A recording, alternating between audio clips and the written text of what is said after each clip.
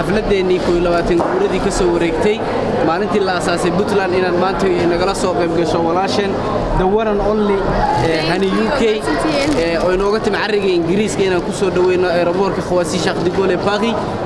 ku soo dhawow dalkaaga labaad ee Faransiiska ku soo dhawow shacabkaaga Soomaaliyeed ku soo dhawow shacabkaaga reer Puntland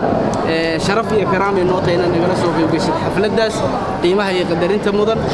insha Allah biidnillaahi tacaala hadaynu nahay jaaliyada ummadda Soomaaliyeed iyo jaaliyada Soomaaliyeed ee Puntland ee ku dhaqan dalkan Faransiiska xafladdu waxay noo dhici doontaa habeen dambe 8 markay tahay adareyskana hoos baa la idinku soo qori doona hanina waa tana fanaaniintii kalena waa idin jooga ku soo dhawaada maalintii reer Puntland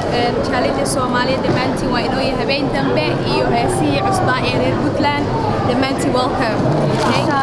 today welcome bienvenue à Paris inagoo jaaliyada Puntland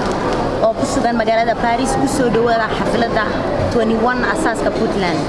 thank you Dameya soo dhawaada